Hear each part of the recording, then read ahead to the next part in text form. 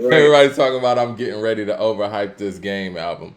All right, Well, I let's mean, get I was into it. surprised. I'm ready. I'm surprised at some of your takes, to be honest with you. But like, Really? let's just go ahead and get in it. Well, thumbs Get up in the into it. chat, everybody, so we can get everybody in here, even the Surprise. stands and the Matthews. Ray Stands in Ren, the stands and the Matthews, man. Ray Ren with the super chat says cheat code is album of the year over No Fear of Time. Is Danger Mouse more suited for Tariq than the Roots? Oh DeCarlo god. with the super chat says these guys need their ears checked. That Game album got some heat, and that was the best Eminem diss I've ever heard. And I'm an M fan. DeCarlo is an M fan. The Props to Karens and the Game. Melissa. You know what? Hold, stop the show. DeCarlo saying that goes a long way. That goes a very long way. Shout out to you, DeCarlo, for keeping Yeah, it we're gonna have to real. talk about it. Let's KD with the super chat says A2HH tonight is going to be a motherfucking movie. Yeah, it is. Andrea Green with the super chat says I wish Violence would have made the final Drillmatic track list. It would have been one of the best on the album. The album had to offer, in my opinion. Violence Okay. didn't make it, and it's crazy you say that. I didn't even recognize that because you know what? I think in the beginning I mean, expected to hear Violence at the top, and when I didn't, I just got caught up in the album and didn't even think about it. I LP think with he the, went a whole nother way after he made that record. I agree. LP with the super chat says it's a really good album, but it ain't anything over a 4. Too many throwaways, no cohesiveness. Okay, feels like a mixtape and a money grab. Jay Short says y'all gonna eat off of these M stands tonight. We gonna see. All right, let me go to the let me go to the track list here. Very problematic. All right, the Game finally dropped Drillmatic, and I say finally because we've been waiting on this album for, let's say, the past 4 or 5 months. But he didn't disappoint as far as like giving us our money's worth, for lack of a better term. We got 31 tracks, 30 songs altogether. One of them is a Drake skit, which was funny as well. That's funny. Album starts off. Actually, no, I don't even want to go through all the features because it's a lot. But what was your reaction to listening to this album for the first time? I guess I could just start there. It's a dope album. I really enjoyed it for the most part.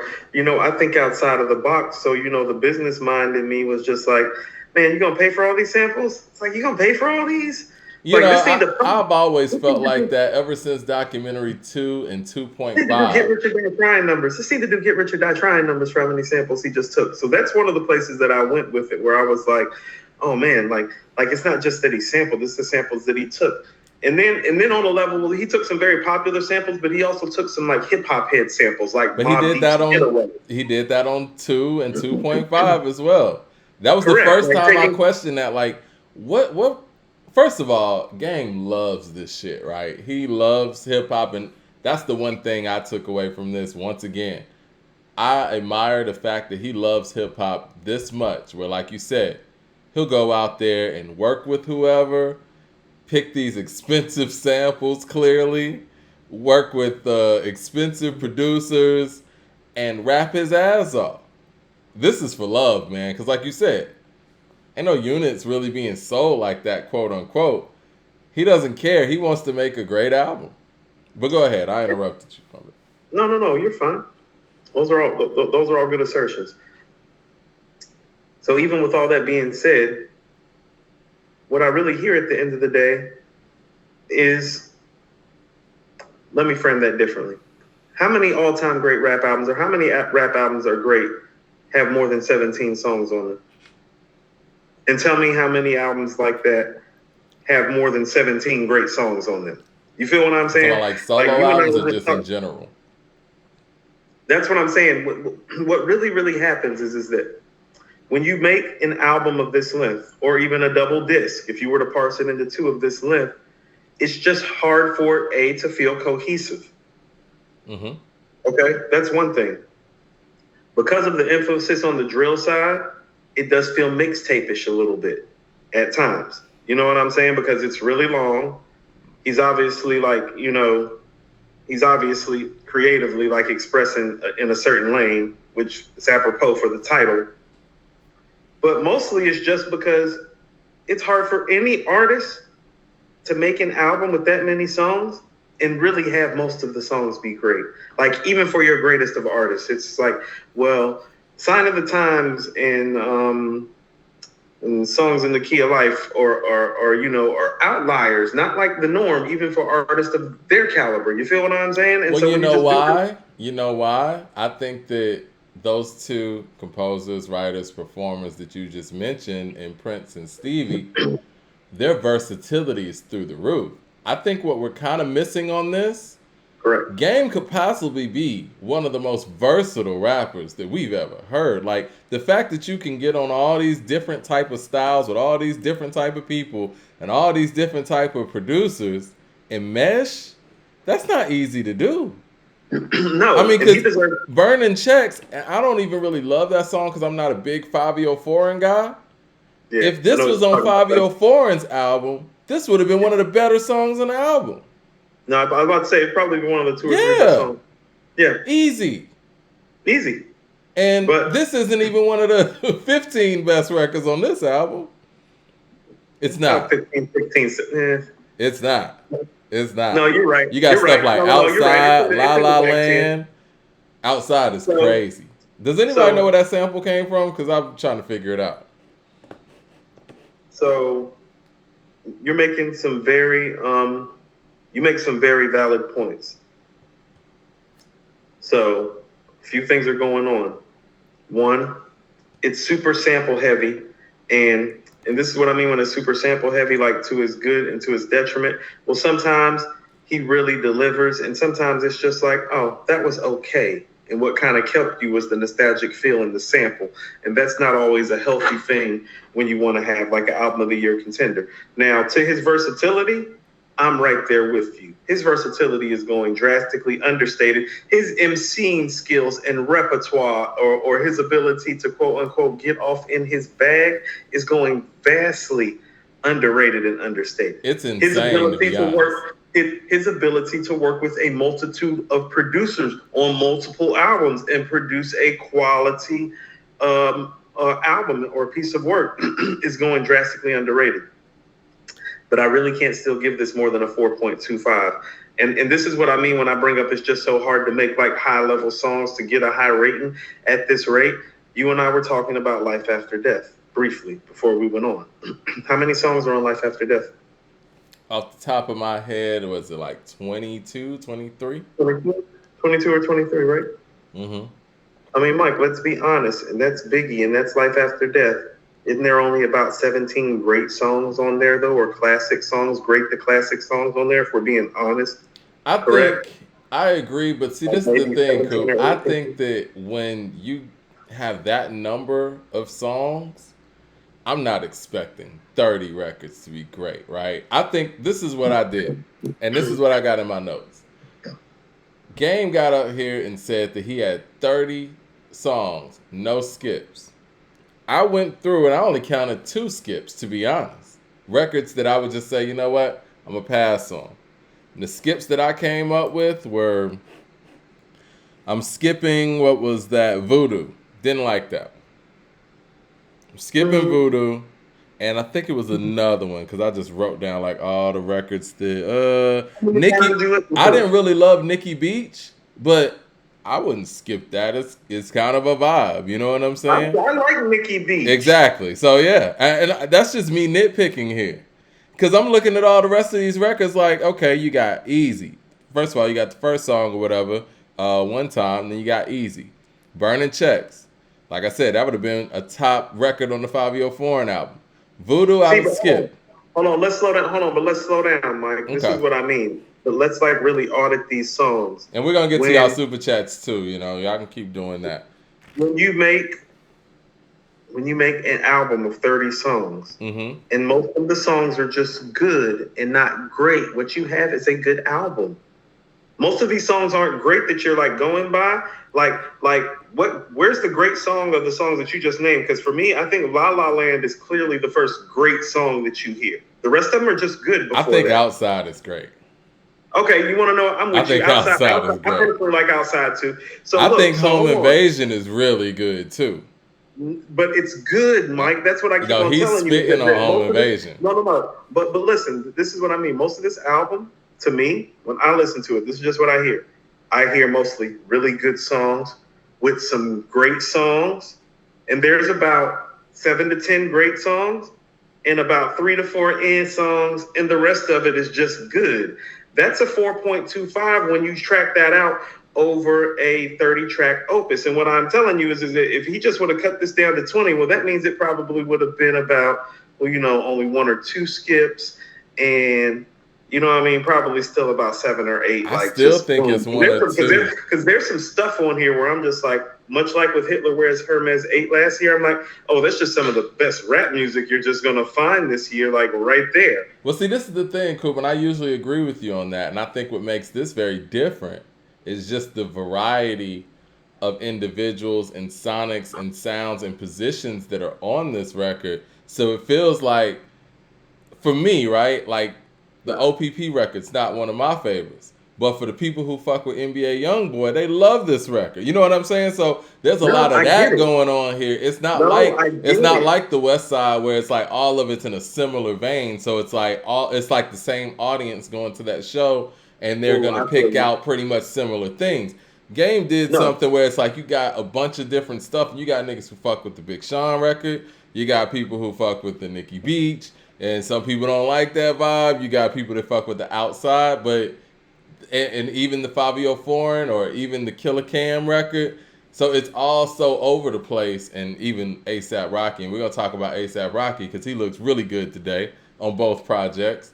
But yeah, it's so all over the place that it's like a record that I might think is good for somebody else is great. You know what I'm saying? Because they're so different.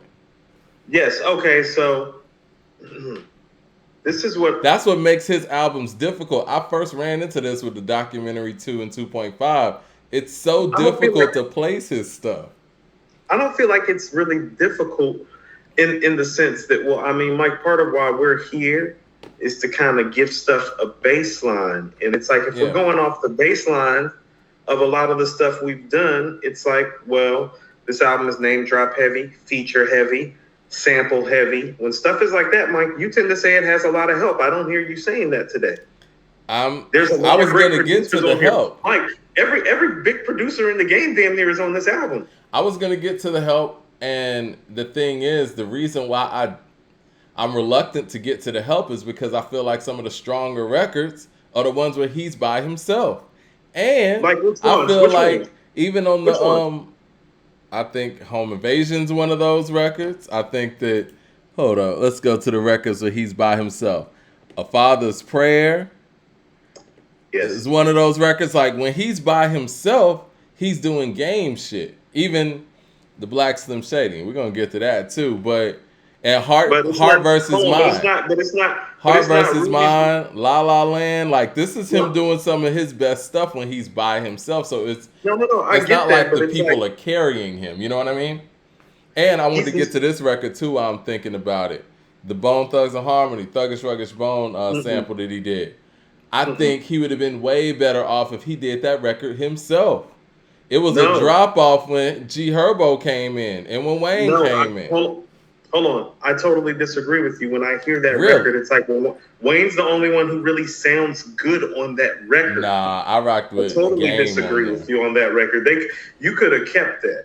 Nah, I like that. The beat was crazy. Nah, my family from Ohio. You could have kept that. Oh, see, you got a personal connection there. Let me get to the super chat. Personal connection. It's just like, I know how people in like you got when you do stuff. See, that's what I'm saying about like the taking and the sampling, because you're talking about, oh, well, that might be the joint to somebody, but to other people too, that's like for them, like, okay, like if you're from Cleveland or if you're from Northeast Ohio, like Bone's everything, and so it's like when you're taking like you can't just make it like another record on your album for them. You know what I'm saying? And that's what happens when you get a lot of help and you sample. It's like it's just like going to Vegas, Mike. You set yourself up for a lot of success, but you set yourself up for a lot of failure as well. Overall, I feel like he did a good job, because here's the thing. I feel like there's more great songs than there are bad songs or songs that you should skip. But most of the songs are just good. So it's like a 4.25. Let me get to the super chats There's real nothing quick. wrong with that. That's a great rating. We got Andrew L. Green with the super chat. Says, I was kind of let down that Hit Boy only produced like 6 tracks. Hopefully, his intentions were on KD3. Yeah, I think I was happy about that, actually. Dumb It Down with the super chat says, M fans would like that diss because he copied him. Well, that was probably part of the point. We're going to get to that, too. Let me get to some of these other super chats. We got almost 500 people in the room. Really? Yeah, tell them about the yearbook. It's pegged up at the top. You can get the digital yearbook. Ray Realms with the super chat says, if the game took the top 12 or so songs from DRILLMATIC, he had a classic on his hands. However, he was right about having no skips. But see that, I'm going to get to that too. Unknown Name with the super chat says, dope album. Can tell he's a true student of hip hop. Paid proper homage. Eminem diss was a weak track. I'm going to get to that too. Jay Short says, with each album, the game is a better as an MC. That's what I took away from it as well. DeCarlo says, how about those features from Cameron and Twista? Twista was a huge highlight. I want to get to that too. KD, Super Chat says, Wax said that the lack of cohesion is intentional. He said the game wanted to display versatility and make every song sound different. That's what I got from it too, and that's kind of where I was going to go in a second. Our man says Death Certificate had 20 songs, and the album is undeniable classic. How many of those are skits, though? That's what I mean. It's rarely that there's a great rap album or a classic rap album with more than 17 classic or great songs on it. It's just how it goes. It's a lot of skits. Just how it goes. LP with the super chat says, is versatility when you just biting flows? That's Very a good question, too. Mad Max with the super chat says, there's 2 drill records, so the title is not accurate, but after he dissed the White Royce for 10 minutes, the next song featured Big Sean. I saw that, too. That had me laughing like petty. Correct. Unknown Name says, Twista spazzed on DRILLMATIC. Twista might be the MVP of the album. That was a moment. And Twista and Timbaland. Because Timbaland's on the second half of that track. Reggie says La La Land sample is in too deep. Back to the hotel. Miss LB with the super chat says, as a Cleveland native, I'm not sure how to feel about that Chrome Slugs and Harmony song. I feel that they're paying homage to Bone, but it didn't hit, in my opinion. Told you it has a slap. Listen, when you take man, other people's stuff, when you Coop, take I'm a bigger Bone fan than you. But you are. But I'm telling you. Yeah. I'm telling you. 007 with the super chat says, it's different. 30 is hard to do, but there's a lot of quality here. Cameron is on the album, was a nice surprise. The bangers here are dope, and Game is in his bag creatively. Jay Short with the super chat says, this is the curse of Life After Death. 25 years later, it changed how MCs approach mainstream albums. Not everyone can be as versatile as Big. I agree with that. Life After Death changed the way people made hip-hop albums forever. In the album era. Ethan Hill, I'm almost done with the super chats. I'm sorry, Coop. Hold that thought. Ethan Hill says, Montel Jordan says, I'll never come whack on an old school track. And he should apologize to Bone because Chrome Slugs and Harmony is really bad. Wow. Trying to tell you. Jevin June says, the Game's album definitely needed to be shorter, but he really showed his versatility. Solid project. Are we done? I think I skipped one. Indu Jam says, outside, how far I came, Heart versus Mine, Ruby's Rose are my favorite songs on the album. This album is solid. The Game has a great ear for nice beats. He does. He has a great ear for production. Reggie with the super chat says, some classic samples should be left alone. Okay. Go ahead, Coop. I'm sorry. No, you missed one. Did I? Yeah. Do you see it? Can you read it? Yeah, it's Ohio K. It's another Ohio person. He should have got crazy, busy, and lazy on that track. Now I agree with that. Now I agree with that 100%, and I would like to know what exactly transpired where that didn't take place. Now I agree. No, I just keep trying to tell you. Now that I agree with 100%. It's like this, like real talk. It's like if you're from like, let's say you're from Houston and you like take, oh, I don't know, like Unbelievable by Biggie. It's like, oh, well, you can't just like take that and not do nothing with it because dudes in Brooklyn gonna be like, the dude in Houston took the. Nah, I feel you. And they're gonna be like, no, fam, like you can't just take it and make it into something else. You gotta like make it. No, I agree with you, man. I agree with that 100%, man. I think but this album is a lot of that, Mike. Okay. That's why it's just good. Because he's taking classic stuff and he's not making a classic again. He's just making a good record out of it. You know what? I'm gonna be honest. The original stuff is the best stuff. I didn't love exactly. I agree. The original stuff is the best stuff on here. I didn't love the change the game thing. You know, I listened to it, but I didn't. But see, you know, the first change the game is not all that to me. Now, did you hear the Nipsey record? Because that's a banger. It wasn't on streaming platforms, so that's a banger. Okay. That's a banger. That would have been one of the 5 best songs on here, in my opinion. Really? Okay. Really? Mike B with the super chat I played that record back to back when you sent it to me. I was like, oh shit. I was like, yeah. Yeah. Mike B says, y'all like Chrome or Celebrate as a Bone sample? I did like when they did Celebrate. I didn't like Celebrate either. I thought that you're talking about Jesus Piece, right? Mm-hmm. I thought that was the worst song on Jesus Piece. But see, you're not that big of a Bone fan like that. Maybe that's part of it too. But I am a Bone fan, so when I heard it, I'm sitting there like, that's not true. I had Creeping On to Come Up and East 1999 and The Art of War. Like, I'm a fan of theirs. I may not be a bigger fan as you are.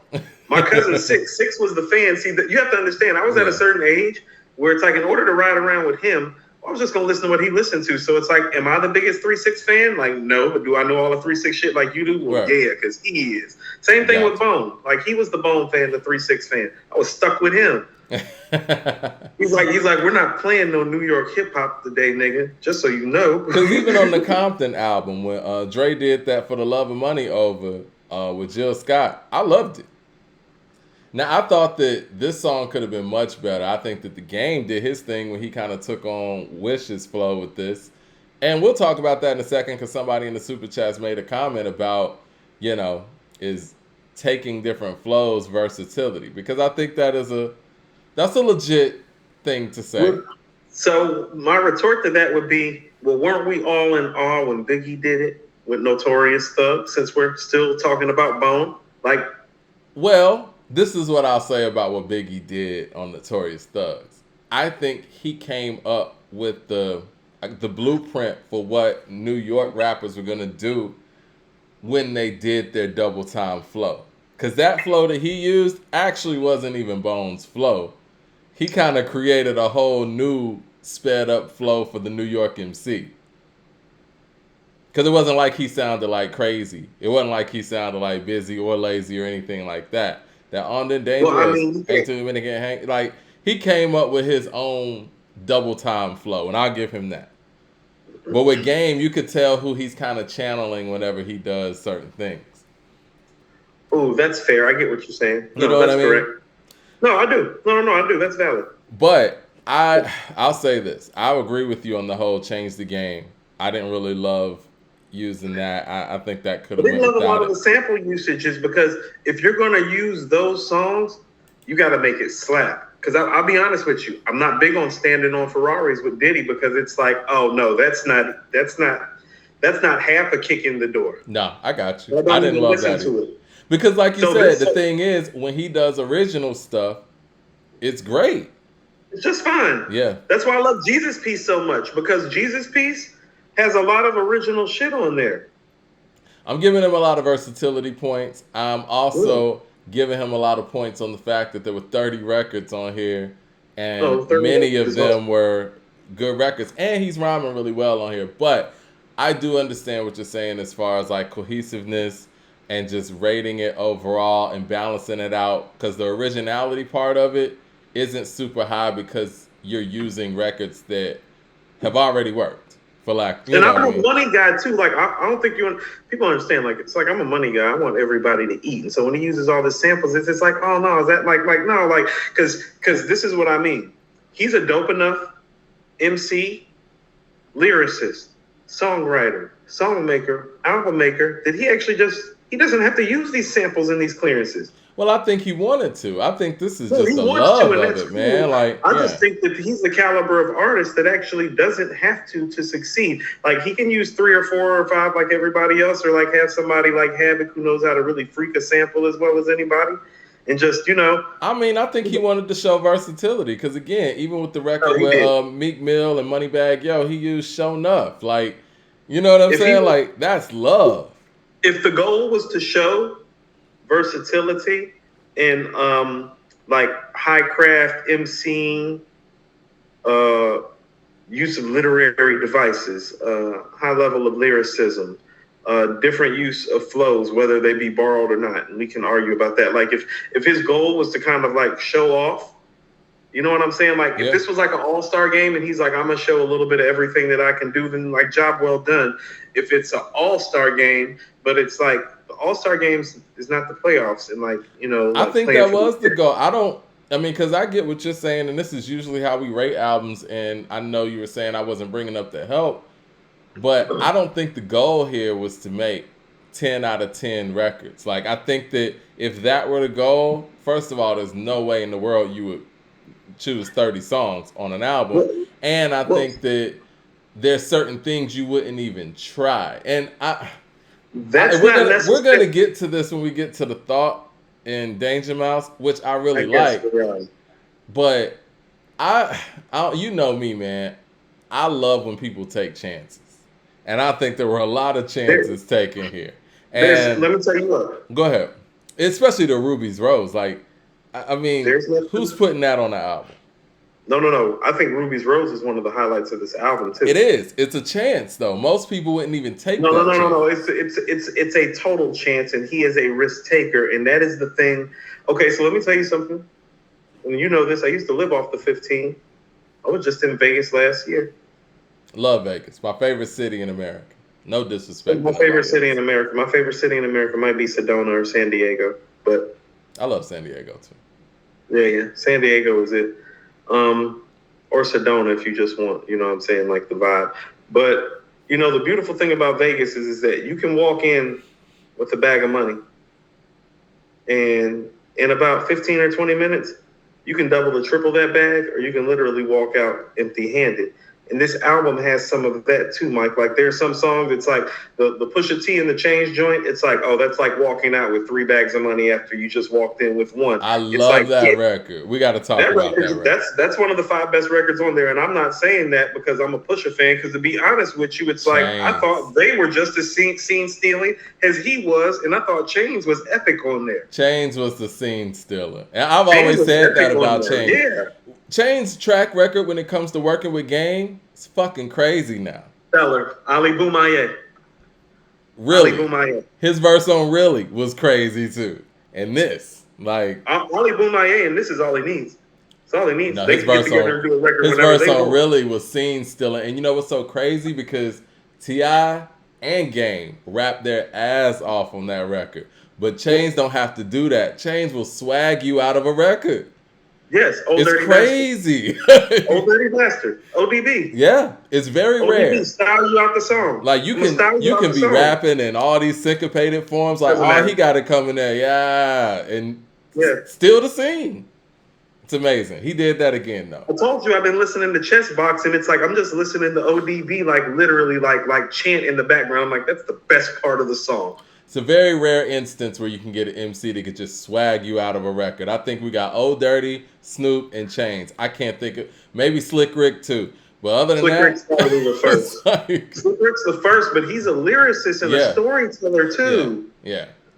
But even if Slick Rick don't even have to do too much, like you remember what he did on Art of Storytelling with Cass. He didn't have to do everything that Dre did on there. He doesn't have to. He doesn't have to. He can swag you out of a record. It's crazy. Got the voice, got the delivery. Yeah. Got the cadence. You know Let what me I mean? get to the super chat real quick, and I'm gonna let you finish your thought. Mr. Mark with the super chat says way too many features. Way too many copied flows and voices that didn't land. That diss track was mid. This is just the game swagger jacking for 2 hours. Whew. You got, man. DeCarlo with the super chat says the game gave us what a black Eminem sounds like, and that's why it's epic. Also, he tore him up. Real talk. M needs to respond and stop the cap, and I'm an M fan. I am so surprised at DeCarlo's take. DeCarlo, you are. Damn, too. What are you doing? DeCarlo has totally legitimized the fact that I thought that maybe I was bugging, but I guess I'm not. I can't wait till we start talking about that record, by the way. Jay Short says, for y'all complaining about the samples, you would have hated hip-hop in the 80s and the early 90s. His execution wasn't there, but I don't have a problem with him using them. A-Train with the super chat says, I haven't heard y'all talk about Start From Scratch to a classic. Let's see. I think we got a little bit more. PTV with the super chat says, it's a lot of mid on there because the album is way too long. No replay value. I disagree with the replay value. Disagree with that too. Yeah, there's a lot of replay value on here. Maybe not all 30. But LP says, objectively, this is in the bottom of his catalog. We can have that conversation too. And Royal Holmes says, Terminator, the Locks outshine the day for me. New Locks single. I love that too. I've always loved that track. Dumb It Down says, how is it a risk if you copy his songs that were hits? I guess I'm talking more so about Ruby Rose when I say taking risks. Okay, this is what I mean. So it's like this, he plays it safe sometimes because he goes and takes classic samples and he makes good songs out of them. But they're not as great or as classic as the songs that he's taken from. And when he takes his chances or when he just does game shit is actually when he succeeds the most. Yeah. LP says risk. So look, Mike, go ahead. Let me just say this real quick. No, why spend the money? Why spend the money when you can just do game shit? Like, think about this. It's like he doesn't care about the money. We saw from documentary 2 and 2.5. He don't care. My two favorite tracks on Jesus Piece are Name Me King and Ali Boumaier. And so it's like when I saw Chains and Push on the track, I'm like, oh, that's great. And then he does that, and I'm like, well, you don't gotta take a Jay-Z sample at that point when you can do shit like that, and when you can call guys in to like kind of help you like that too. Like when you got that kind of help. When you got these kind of bars and you got this kind of versatility and you can do these types of things. I told you on every game album, there is a record, Solo Rise, where he just spazzes the fuck out. It's on every game album. Every game album. And you know what? You're talking to somebody who initially, when the documentary came out, I wasn't a game fan at all. Mike. Oh yeah, you are. I'm a way bigger game fan than you are. You are. Like way bigger. You know, I have grown. I don't want to say grown into a game fan. His constant improvement, like Jay Short said, he gets better at every album. And that part of it is, first of all, I got hella respect for that, number one. And number two, I've become a fan just because he's become better. He even said it on this album that he couldn't rap on the first album. And I'm like, great, I wasn't bugging. Oh, God. The way he's rapped the last 5 years, he could not rap. He could, how about... So you want to know why? How about this? You want to know why I like Scream on him so much? Why is that? Because he's rapping over a type of track that is really more centered for an East Coast hardcore artist like a MOP or a DMX. It's a hardcore Swiss Beast track. He's a West Coast artist. Like, on his first album, he does not sound as versatile as you would like somebody of his notoriety to sound. Lyrically, he is not as precise. On that record, that was the first solo record that he made where I saw him flash as a real artist, MC, lyricist. I'm like, no. Like, he murdered that shit. He murdered it by himself, and he murdered it his way. Exactly. Like the way he does shit. And every song since Scream on him, he makes a record like that. House of Pain on LAX. Like he gives you one where it's like he's just like, no, I'm just gonna. Well, this is where my passes come in at, and sort of piggybacking on what you're saying, right? I give Game a pass for, and they're talking about him stealing flows and this and that and copying flows and all that. We've heard Game be Game. I think a lot of the stuff that he does, he's paying homage as a fan. Like, you don't become this versatile without being a fan of everything that hip hop encompasses. It's kind He's of like ahead. when Jay-Z takes Biggie lines and people be like, "Oh man, you can't rap without." We know Jay can rap without using Biggie lines. You know what I'm saying? Like we've heard it a million times over. He doesn't need But Biggie that's my rhymes. problem. But You know that's what my I'm problem saying? with Like he but that's doesn't need Biggie lines to make dope records. Just like Game doesn't right. have to do this. He's doing that to pay homage because we've heard him without that. Like stuff like Bigger Right. Than Me, he doesn't sound like anybody. He sounds like Game.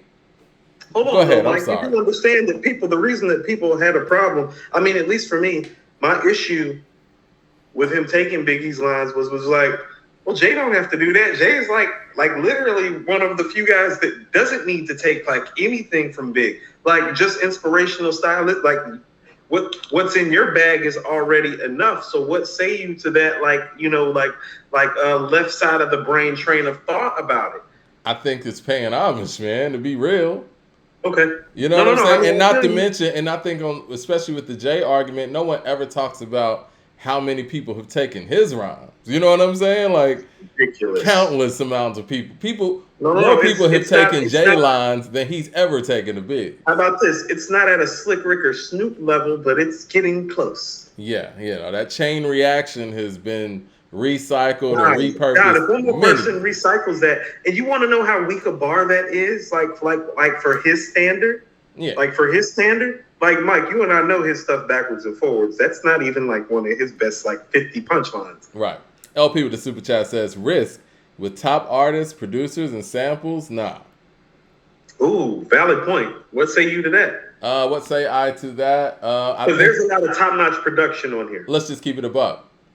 I think that even when Nas used Trackmasters, Timbaland, Neptunes, even though they're top-notch producers, it's still a risk. He didn't really use them on one album like that. Like the Neptunes and Timberland are not on one Nas album together. I'm just saying, when you're working with people, no matter what their individual resume is, that doesn't mean they're going to be a perfect fit for you. No, you're right. It's Just because still a they're big risk. and you're big doesn't mean that it works. Yeah. No, you're right. Reggie with the because super if some of chat. these Nas Jay-Z collaborations would be classic rap records. Exactly. Exactly. Just because it looks good on paper doesn't mean that Right. it's still a risk. It's like, oh, did you see that on paper? It's like, man, they're about to win the next 7 rings, and then you hear the record, and you're like, okay, we're not sure if they're going to win Game 7 in the first round of the playoffs. Reggie with the super chat says, should more artists adapt their flow to fit the track, or should it be more of a producer to fit the track, the flow of the artist? Who is at fault when the ball is dropped on a potential classic? I mean, I think it's always going to be on the producer. The producer is the person that produces the product. I mean, when I was a rapper way back in the day in another eon, I would like to hear the track first, and I think things work out better, at least for me, when you construct the music around the track as opposed to trying to do it the other way around. You know, the beautiful thing, okay, so I'm going to give you the backside of that. I agree with you, but the beautiful thing about kind of being a writer is that what happens is that when you write without a beat and you memorize those things, it allows you to start interpreting those words differently. And what happens is the stuff that you write without a beat, you can start fitting into the flow when you start writing a beat because the thought is still there from like those other things. Like there's so many different ways to approach it. You know, I was never good at that because I was just better doing freestyles off the top than I was trying to repurpose stuff that was written, because I would try to do it exactly how I wrote it. And if I didn't do it exactly how I wrote it, I would mess everything up. You know what I mean? Yeah. No, I feel you. 007 with the super chat says, execution, dumb it down. The song is already a hit. So high level risk is taking it on. If it doesn't hit, it brings down the view of the album if too much. Now, I will say there really That's another way of looking at it. There's limited risk in actually taking on a track that already worked. Now, I will agree with that. Now, I wouldn't say the producers per se, but yeah, if you take on Juicy Fruit, that's not a good example because of all the shit that's going on. If you take on Between the Sheets by the Isley Brothers, more than likely the shit's gonna work. It is what it is. And we've seen it work in hip-hop like 4 or 5 times. Certain things work. Yeah. It's like, that's why I love the intro to The Moment of Truth so much. So what do people think about, and since we're going to talk about Biggie again, what do people think about Puffy taking "I'm Coming Out" from Diana Ross. That already worked. So it's gonna work So can I again. tell you something? That's why I love. Remember when we were doing Common's greatest hits, and I was Yep. like, I love Invocation. And he literally says on Invocation, not for the money, I could have sampled Diana Ross a long time ago. Yep. Because I'm just saying that because a You lot of know it's rappers gonna felt work. like You that. know A it's lot gonna of work. You know it's listen, a gonna lot of work, right? rappers felt like that when Bad Boy was doing what they were doing.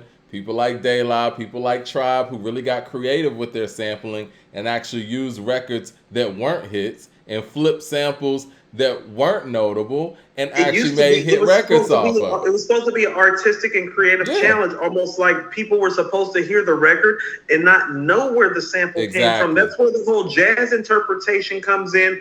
What's the De La album? I mean, obviously the Low End Theory. What's the other one? The Uh, De La album. are you talking about Balloon Mind State? Balloon Mind State, and the Low End Theory. It's like it came from a place of creatively Yeah, trying to express and sample from a place without even letting you know it was a sample. It's like, where'd they get that funky shit from? right. 1956. Right, right. And see, I know we look at Victory like we do now, and I loved it. I mean, I was a kid, but a lot of creatives were like, nigga, that's Rocky, looped over. You know what I mean? Yeah, Like, they made a yeah. classic out of it, but from a creative standpoint, on a production level, that's kind of always been looked down upon. Just taking things that have already worked, that are already notable, because I mean, in the mind's eye, you're already going to connect to it. You've heard this before. Even if you didn't know that you've heard this before, Come you on. know you like it. Something in your Oh, brain triggers like, yo, I'm listening to this. hey, real talk. That's even why Hypnotized by Biggie is probably like, for us that are hip hop heads, our least favorite single of his that he released because, well, we know that's that Slick Rick shit. Right. You know what I'm saying? It's like we know, and it's like, oh well, that's not that original. I You wasn't know what I that mean? big. Lyrically from Big, I like wasn't lyrically from Big. that big on the beat either, man. He's spitting on there too, like all three Spit game is verses. his spit game is just so crazy. It's Yeah. just it'd be hard to like. It's hard not to listen. Mr. Mark with Super Chat says, are the rules the same for every MC? If this was Jay-Z, y'all would be considering it a compilation album. Huh. Huh? I want to. Yeah. Let me stop there. No. You know what? Touche. You're probably No, right. touche. You're probably I'm gonna right. But you receive know that what? smoke. You're probably right. But Cause I game. be talking shit if Nas dropped the album like this. I'm like, you see all these features, Mike? I don't like this shit at all, nigga. I be throwing up gang signs right now. I sure would. But you know I sure what? And I could. say this respectfully. Right? The Game's not a top 3 all-time MC like Jay-Z is either. So, a 25 point game for somebody who's made a couple of all-stars, it's a pretty good game for them. 25-point game for LeBron in a certain situation, and certain field goal percentage could be a bad game for LeBron James. So, no, the standards aren't the same for everybody, unfortunately. No, you want to know what? You are absolutely right, because I'm going to tell you what. When LeBron James and Kevin Durant and Steph Curry play, the first thing I check is to see what they went from the field. Yeah. Because for me, because that other shit's a given. Well, because for me, all three of them are supposed to be shooting 50% or better at all times.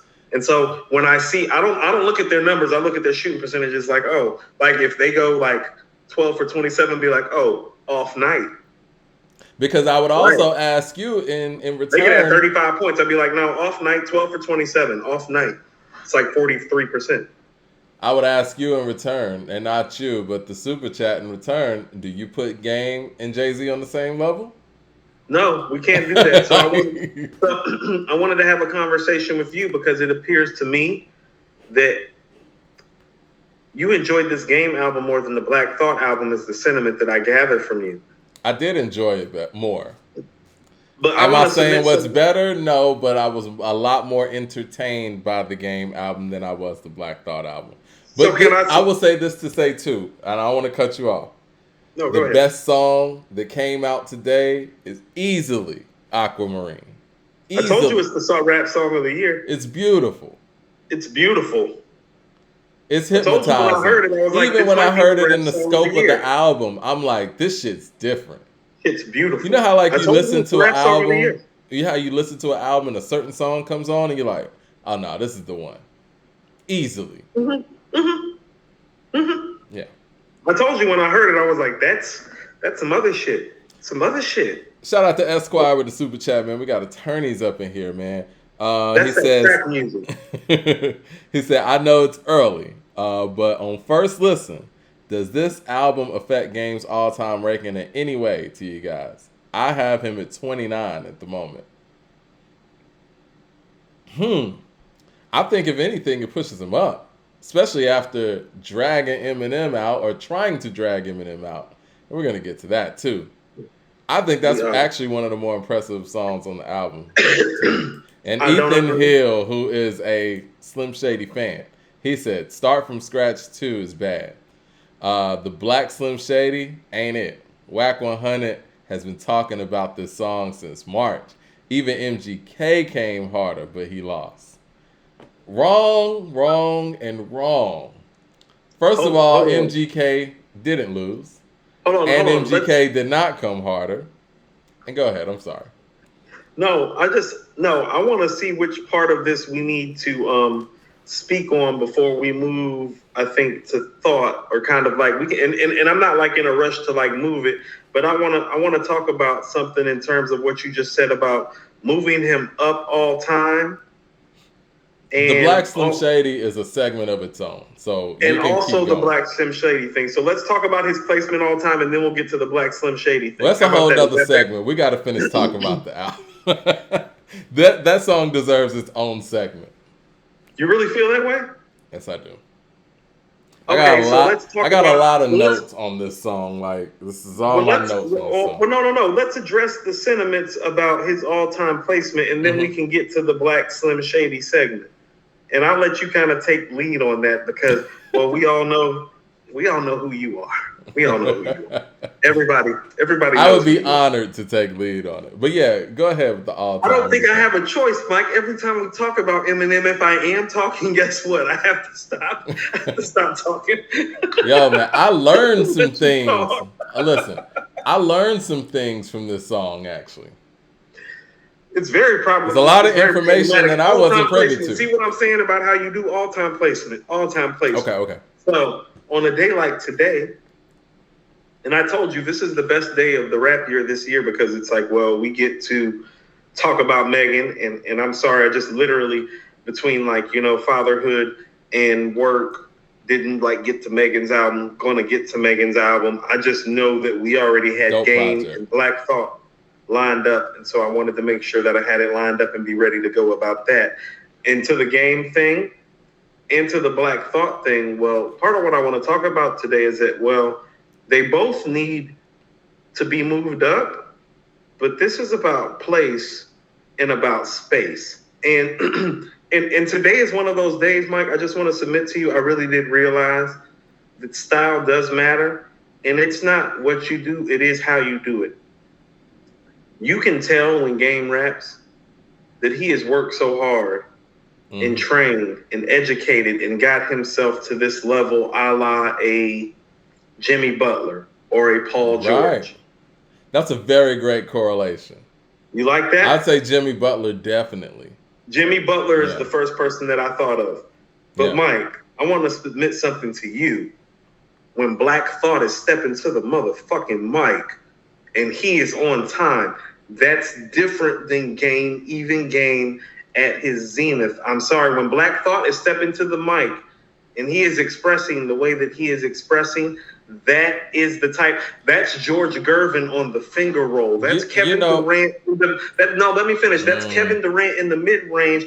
That's Hakeem in the post, man. I somewhat disagree with you, Coop. No, it's as fundamentally sound and as good as it gets when you hear it naturally, without effort. Listen, I feel like skill-wise, Black Thought is one of the greatest to ever do it. Just straight up spit game. He might be number one ever.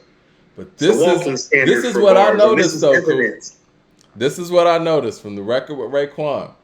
When Raekwon came in, not saying Raekwon's better than Black Thought, I heard star power in ways that I don't hear from Thought.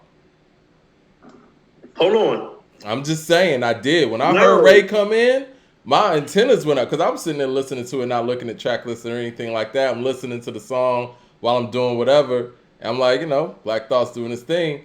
But when Ray comes in, I'm like, oh, different. Damn, Ray would sound great over this track if I had three Ray verses. Stop for a second. Raekwon does that to Kanye West on Gorgeous. So that's... I mean, Raekwon's a better rapper than Kanye. But Black Thought's a better rapper than Ray. That's what I'm just saying. Like, but Ray has the star power.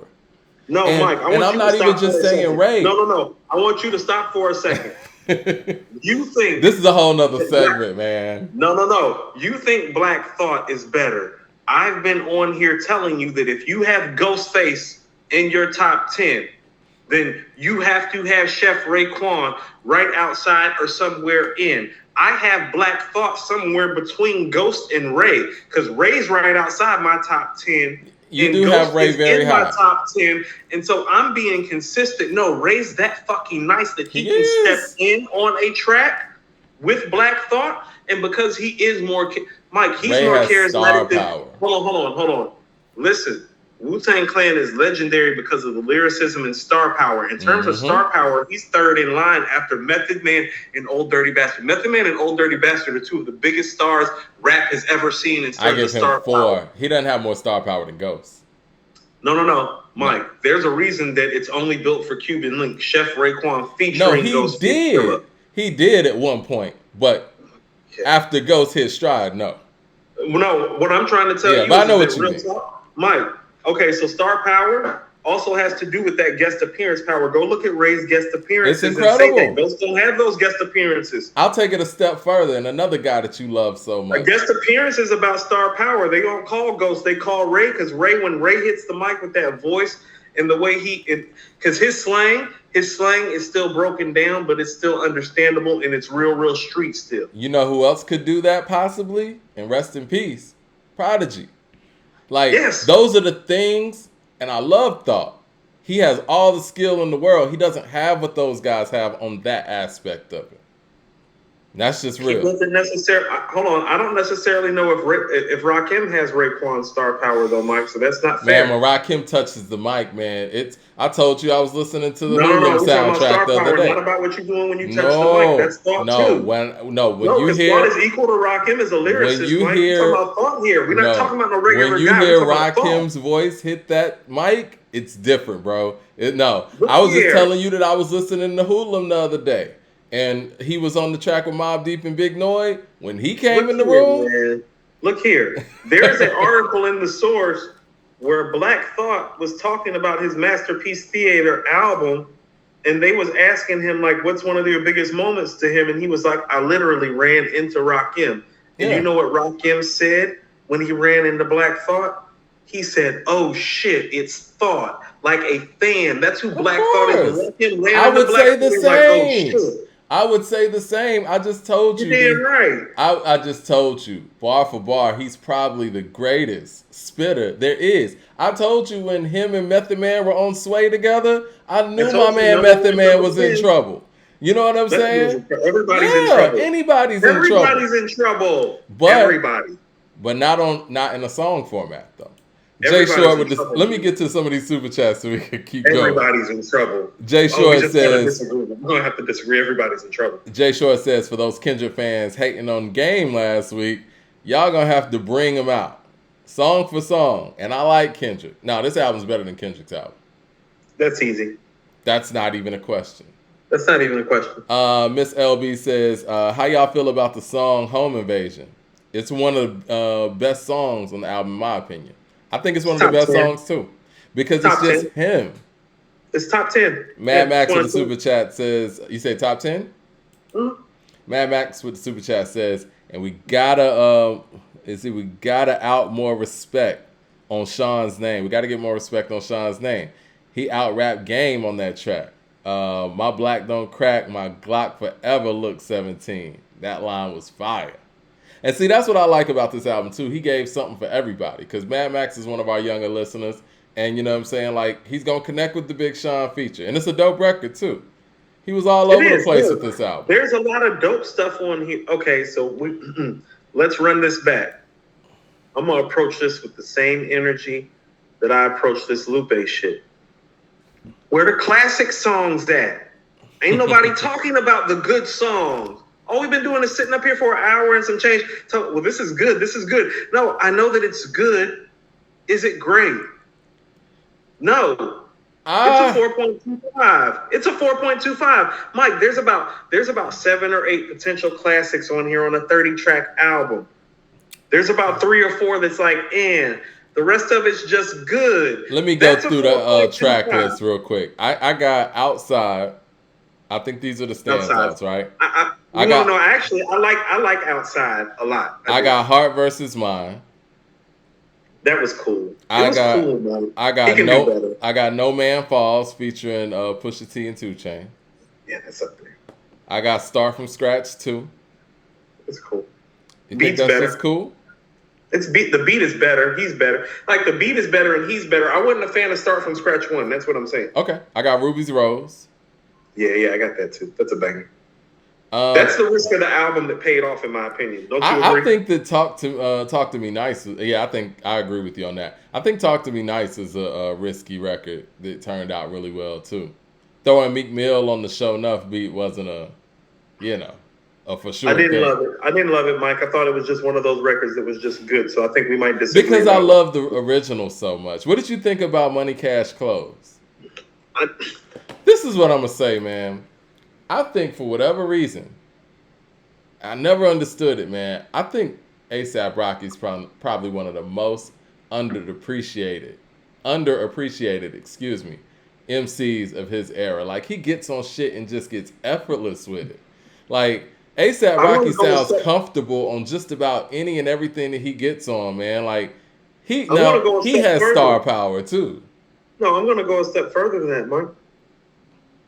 I think he's turning into one of the most underrated MCs of all time. He is, man. Like, obviously, we know who he is. He's notable. But I think that his fashion, I guess, aura outweighs what he really does on wax. No, listen. This is what I mean. When you hear him rap, doesn't he come off to you as just an overall better MC than like somebody like Game or T.I. or Rick Ross when you just hear him rap? Yeah. Isn't he better? Well, I don't know about T.I. Maybe not T.I. I get similar comfortability. I don't want Prime T.I. is a whole problem. Yeah, T.I. sounds super comfortable on the mic. But yeah, I know what you mean, though. It's like, it's natural. You hear what I'm saying? It's like the way Game and Ross work to be as great as they are. You don't hear that with A$AP. It's just like, that's what I mean about that eye test, Mike. Yeah. Okay, so I always tell this, and I always use this analogy now. It's like, well, I know Jerry Rice is the greatest wide receiver of all time. But if Jerry Rice and Randy Moss are on the same field, and I'm the quarterback, and we're playing, like a pick'em game, and you take Jerry Rice, and I take Randy Moss, I'm about to whoop that ass. You feel me? I'm about to whoop that ass something good. Because Randy Moss is 6'4", about 210. His vertical is out the sky. His hands are like an alien. He has like unreal attributes. You get what I am saying? Right. Like when A$AP hits the mic, it's like, no.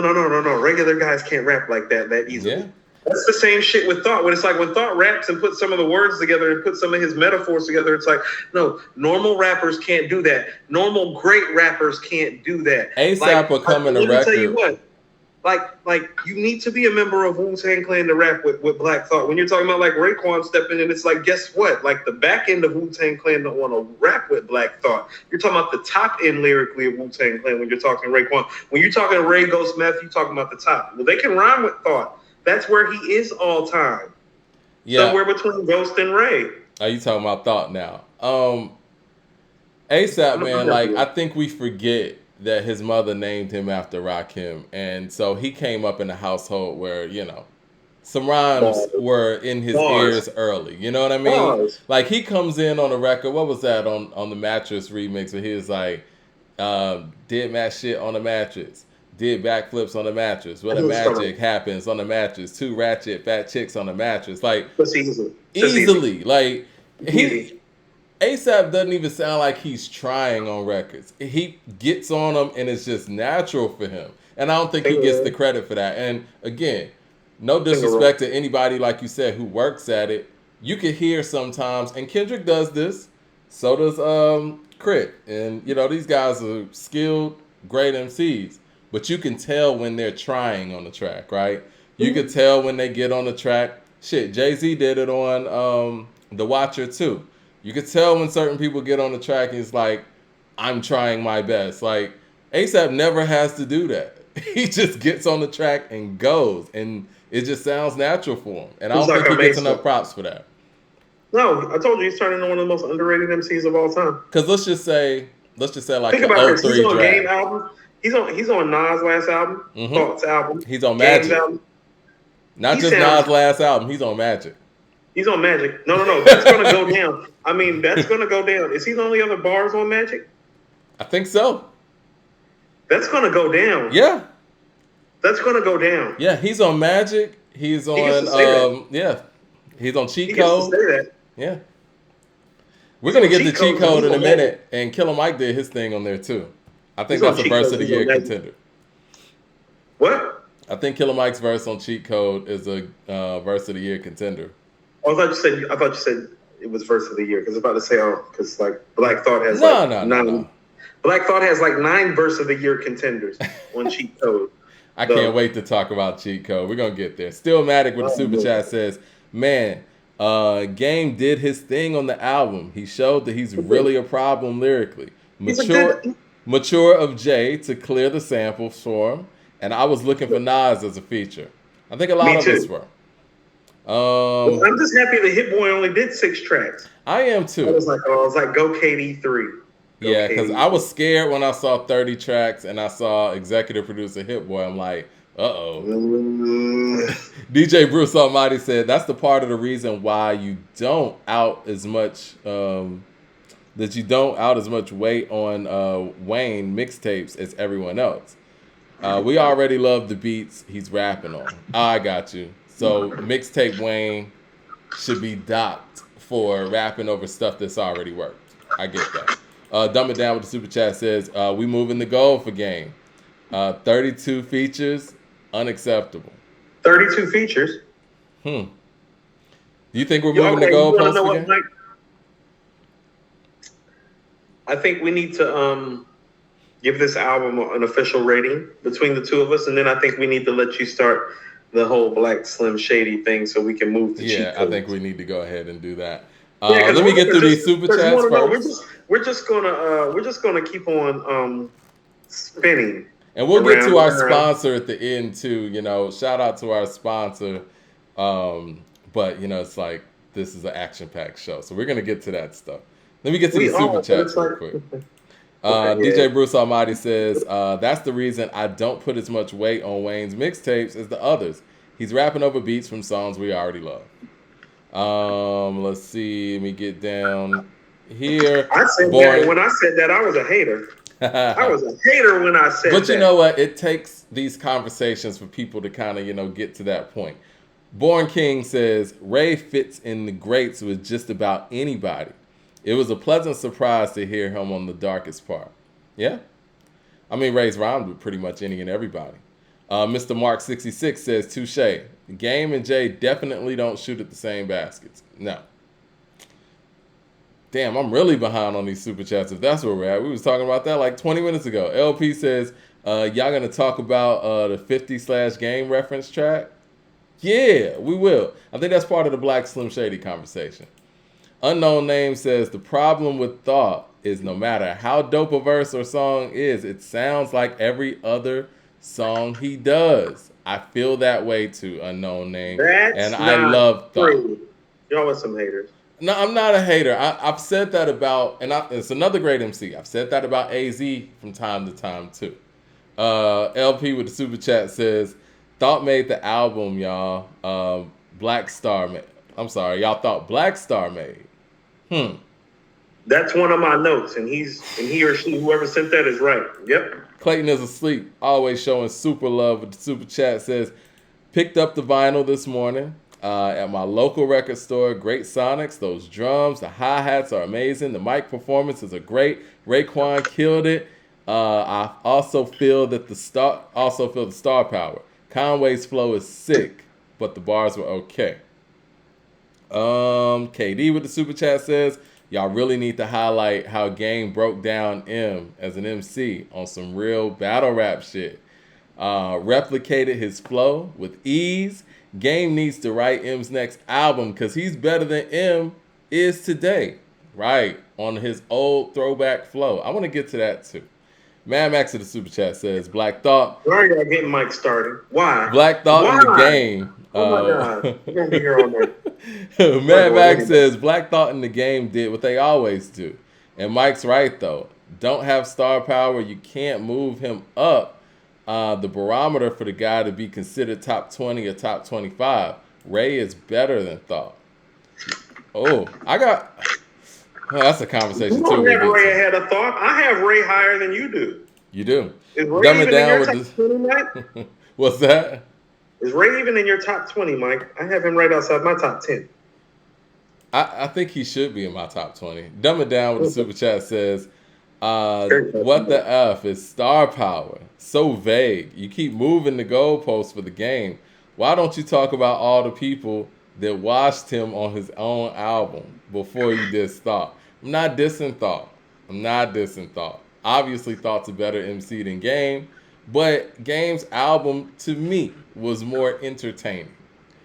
Is it better? And where do you have Game? It's not a better album. It can't be because, just the cohesiveness. And I think that Black Thought's album was constructed to be a great album. And that was the focus. Game's album is more like a playlist. And I'm not changing the goalposts. I'm just saying. You know what I mean? That definitely sounds changing the goalposts. It does sound like that. That's why I had to catch myself. It sounds like that. I'm just explaining.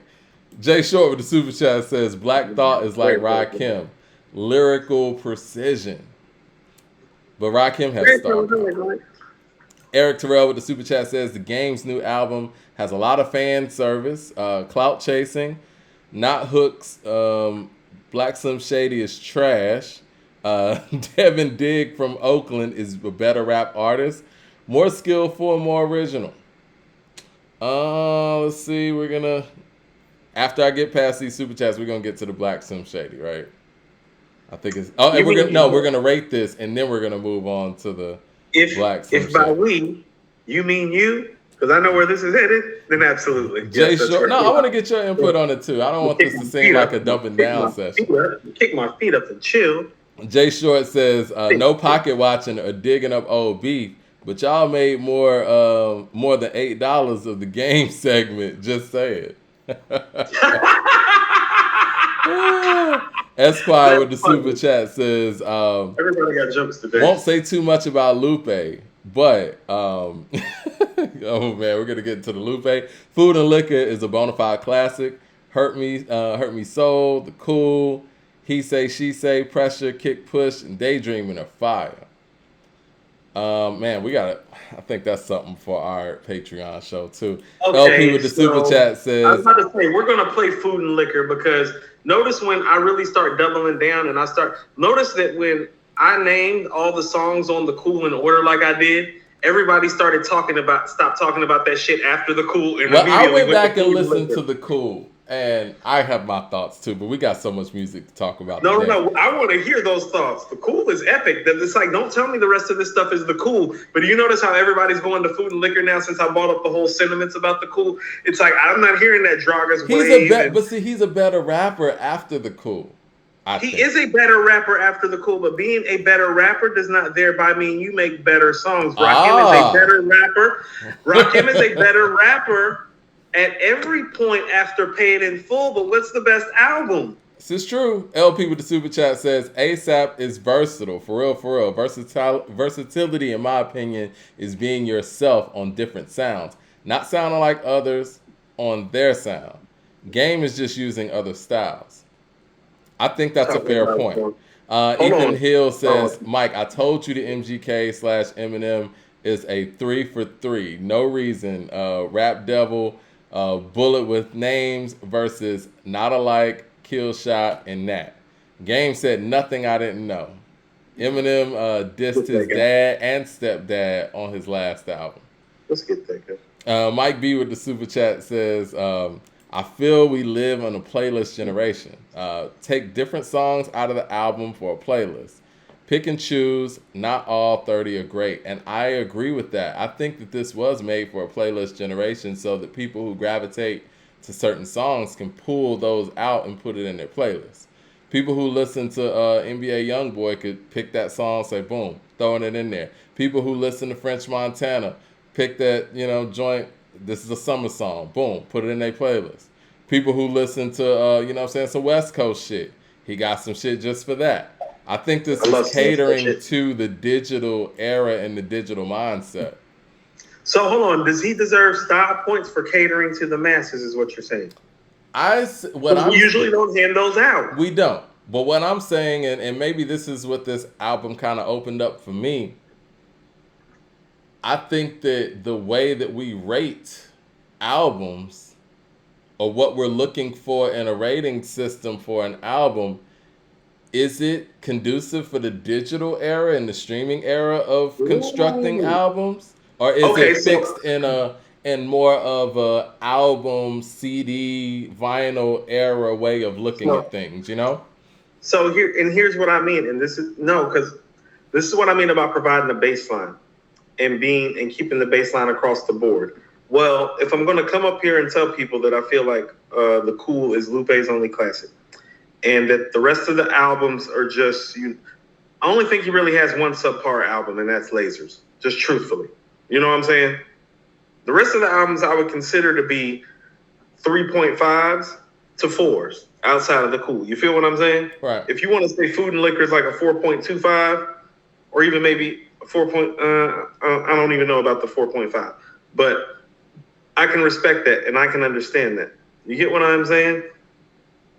But when we are auditing a piece of material like this, when I go back to the double disc sets that we grew up on, which is like Wu-Tang Forever and All Eyes on Me, and most notably Life After Death, it's usually the songs that are trying to reach further outside of the artistic grasp that over the course of time have not held up as well. I agree.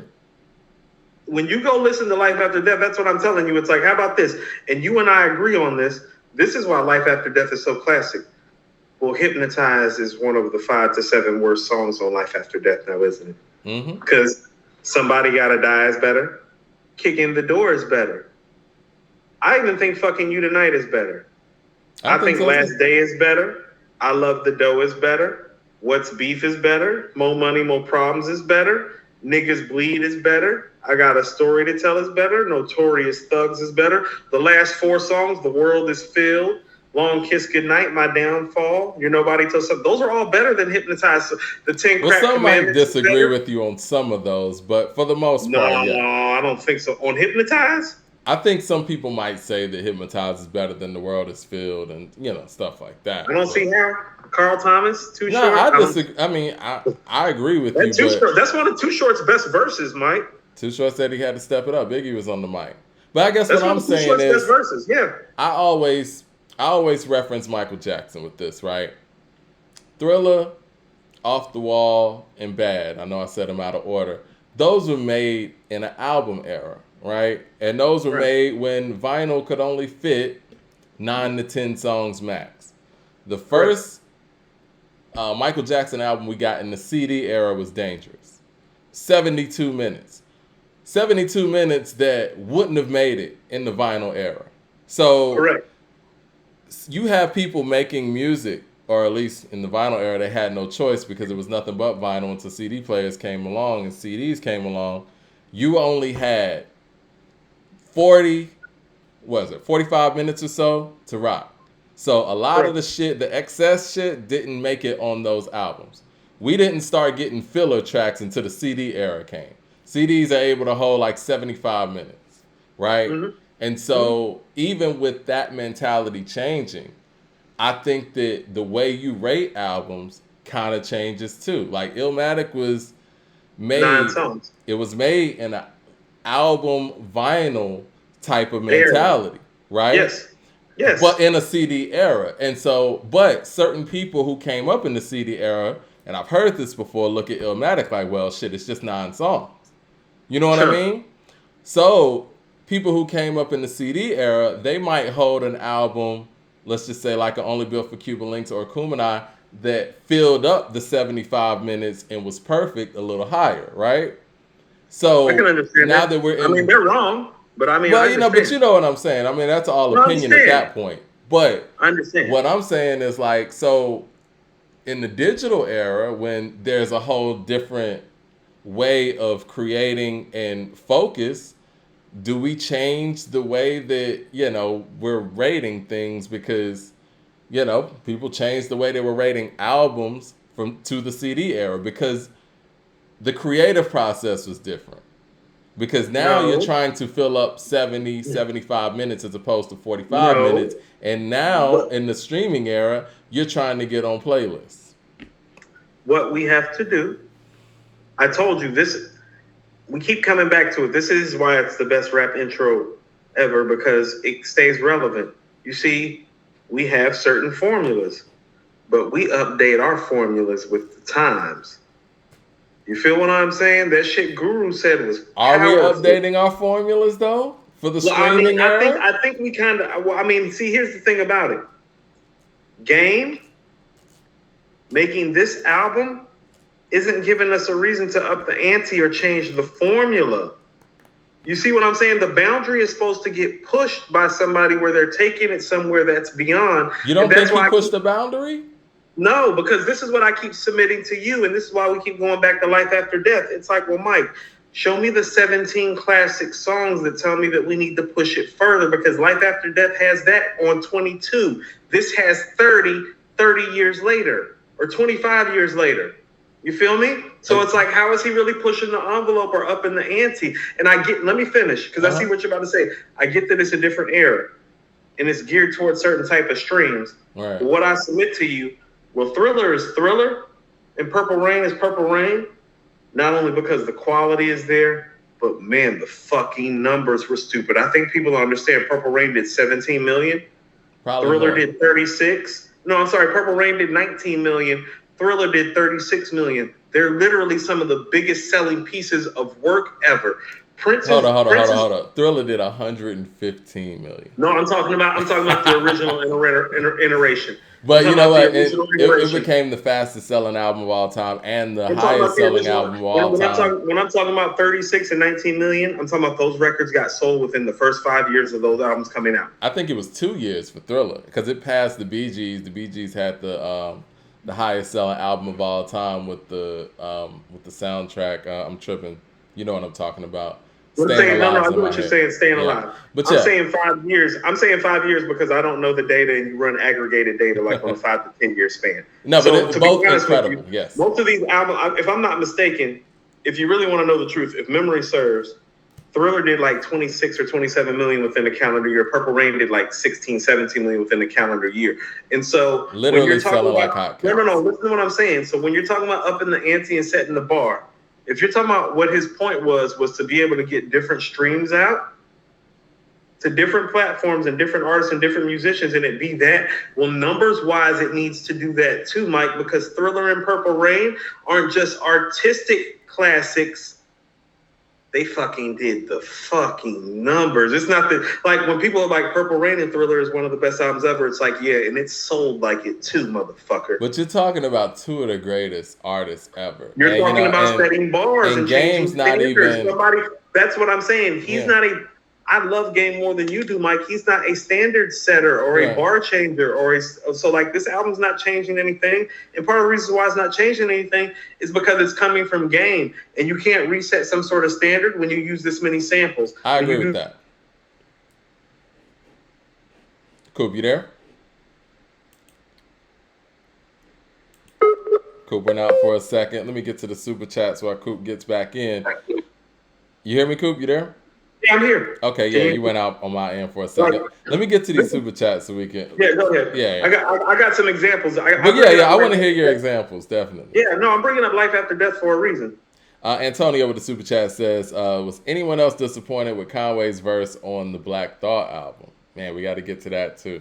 Man, I'm loving all the participation today. Brian, shout out to Brian, man. Got an Eminem fan in here. He said, Game's diss makes Rap Devil look like ether. See, that's the narrative that I really hate that y'all are putting out here today. All y'all who trash that MGK shit, try to act like it wasn't nothing. Y'all want to elevate it today, huh? We're going to talk That's about problematic. that. No, that's That's very another, problematic. because I keep seeing that all over Twitter. Everybody want to elevate Rap Devil today. No. Y'all said Rap Devil wasn't it. Cut it out. So this is Anyway, Raka okay. Shah So says DRILLMATIC is a pretty good album. 4 to 4.2, but too long yeah, though. Rappers, please make double disc albums and just give us 9 to 10 solid tracks. Just like Illmatic and just like yes, Magic. Thank yes. you, love. A2HH, keep up the good work. Appreciate you. Appreciate the love. I think we're getting to a point now where, yeah, people do not want long albums. So maybe him It was testing the always that waters. way, Mike. It's been that way since the beginning. Yeah, I think that's where the streaming era is. I think the streaming era, it's advantageous numbers wise for people to make longer albums, but for the consumer, it's not. Billy Bars No, with the for super sure. chat says, I didn't know love letters contain kidnapping your daughter and calling your pops a pedo. The stands are hurt right now. I agree with that. We're gonna get to This is that. oh yeah, we will. So I want you to understand something. Mhm. I'm not trying to be disrespectful to the game at all. What I'm saying is that we can't move the goalpost. Mhm. And to be honest with you, these songs just aren't like there's the best song on here. The best song on here. And this is what I mean about, well, this didn't change anything. The best song on here is probably the 12th or 13th best song on Life After Death. They got made 25 years ago. Like, there's not a record on here that's better than You're Nobody Till Somebody Kills You or Long Kiss Goodnight. No, I'm serious. But And look, no, cool. Listen to what I'm saying though. We're out here talking about this Game album, and we're bringing up Biggie, Michael I'm Jackson, talking about length. I'm Prince, talking about because of the Jay length of the Z. player. Okay, so let's hold You on. know what I'm Okay, saying? no. Well, let's scale it down, Mike, because the only reason that I'm bringing those things up because you're talking about it being a standard. When a standard gets set, like you kind of know it and you kind of hear it. That was the thing with Life After Death. It's like the thing with Life After Death is beautiful is that nobody has balanced the versatility in the hardcore, in the gangster, with the singles, with the storytelling, with I the agree. charisma, with the chicks, with the stuff that the chicks still sing along to too. Nobody's balanced it. You brought up the versatility of it being its drawing point. Well, if that's the case, the comparative analysis for that would be Life After Death because of the length. And so when you put it up to Life After Death, you see how drastically short it falls. So it's not groundbreaking. The Raisin Head with the super chat says, thought used old verses on this album. Penalty? I heard a couple old verses. Hmm. I heard two. I Ryan heard two Gillen old with the verses. super chat says, I disagree. The Cool is better than Food and Liquor. Cool is Yes. where Lupe discovered his sound and his style of rap. Food and Liquor is where Lupe sounds like Jay-Z from Chicago. 007 with the super chat says, my problem with the game is where do you go from here? 30 tracks is a bit much. Am I wrong to say that he needs to take a break? He's a vet, and I gotta digest. Let's see. I don't know if you need. Go ahead. I'm sorry. I I just know want we to have get through questions. these real quick. LP Yeah, go ahead. says, if we need to change the rating system for the streaming era, then we gotta rate cohesive albums higher off of the degree of difficulty for the not Correct. pandering. Correct. I think that's correct. I'm just putting ideas out there. I don't want to just be stuck in a box and saying, that we're not entertaining certain No. things. No, I'm not hold on, trying to hold on. move the What I'm goalposts. saying is I just want to that put new ideas out there, how about this? How about this, Mike? You want to know what we really need? What you're talking about is that we really need like we need a 20 song Illmatic. We need a 20 song Purple Rain or Thriller to make that conversation viable, to change the standard in the bar. I think that's Because impossible, to be honest. well, hold on. That's why I keep on saying, well, how many all-time great rap albums do you know that have more than 17 classic songs on them? Because the closest I think that you're going to find is Life After Death, and that's a double disc. Yeah. LP says, y'all killed Drake for doing this on Scorpion. This is better than Scorpion. This is way better than Scorpion. Oh, my Yeah. God. Like, The Raisin Head with the super chat says, y'all go back to listen to the songs on Thriller? I do. All the time.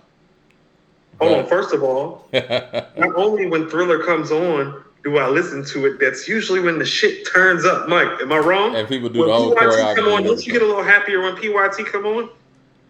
You do. Of Yeah, you course, do. great record. When you come on, don't you shake a little? Even though want to be starting something, come on. I DeCarlo love when you starting says, something. What are you talking about? Like that's the shit. All of that. I'm a Prince fan, and like, every time that stuff comes on, like randomly on my playlist, when that stuff, I'm like, run that. Because if there's not a like on YouTube Music for me, hit my like button. DeCarlo says, Mike don't listen to them. I already told you what it is about Eminem. LOL. That man got dissed by someone that matters today. MGK does rock now. Y'all are wild today. I'm ready to get to this. Today. All right, there we go. We caught up on the super chats. So, all right, I think you. giving this album a 4.25 is fair. I think that's fair between you and me because you. How about this? I don't know how you know that you're talking, but you're talking 4.5 vibes, and that's like, well, if you're talking 4.5, well, here's what happened. We gave Black Star a 5, and we took that shit back down to a 4 based on the people, because according to hip hop, it's for the people by the people. Yeah. That leaves us with Che Noir and Ransom at 4.5, some 4.25s like Czarface, Method Man, Lupe, and then a slew of 4s. Yeah, it's been a heavy And year. so when you were talking the way that you're talking, I'm like, well, Mike, you're talking like it's a 4.5. If you're talking 4.5, that means it's like in the top 5 for the album of the year. I don't hear that. And that's why I'm saying 4.25, because it's closer to Czarface's album and Method Man's album to me. Baby Be Mine is a personal favorite of mine. Baby Be Mine is still the worst song on there, Mike. And it's possibly my favorite song on there. Personally, I love It's that. very problematic when you're making a classic album and Paul McCartney is singing, and that's the worst song on the album. You might have the greatest. Oh, you talking about album The Girl Is Mine? Yeah, The Girl Is Mine is the weakest song. I'm talking about Baby Be Mine. Yeah, you're right. The Girl Is Mine The is the Girl weakest Is Mine song. is weaker than Baby Be Mine. Yeah. Mike, you're right. But those are the two. And it's still a classic. And it was the first single. Hey, so on the other podcast that I do with Andrew, we go through on Mirror Music, we go through a lot of Beatles shit a lot. Mm-hmm. And I was submitting to him, I heard something from Bill Maher that said part of the reasons why the Beatles weren't working is because Paul McCartney shit was all the A-side shit and John Lennon was all the B-side shit. Yeah, definitely. And John was tired of being the B-side because Paul's the fucking man. Yeah. Right. Well, see, the thing was, Paul was the crossover writer, whereas John was more of the album songwriter. Okay, so and here's then, what it and is. in that era, everything was ran by the singles. And that's why Biggie Smalls is the illest, because what they're really saying is that John is the type of person that will write Long Kiss Goodnight and You're Nobody Till Somebody Kills You and Unbelievable, but Paul's the guy that writes One More Chance and Juicy and Big Papa. Biggie does both. Biggie Smalls is the illest. Reggie Noble with the super chat says, so glad Hit Boy only did a few tracks. That means KD3 is on the way, and he's saving the real heat for Nas.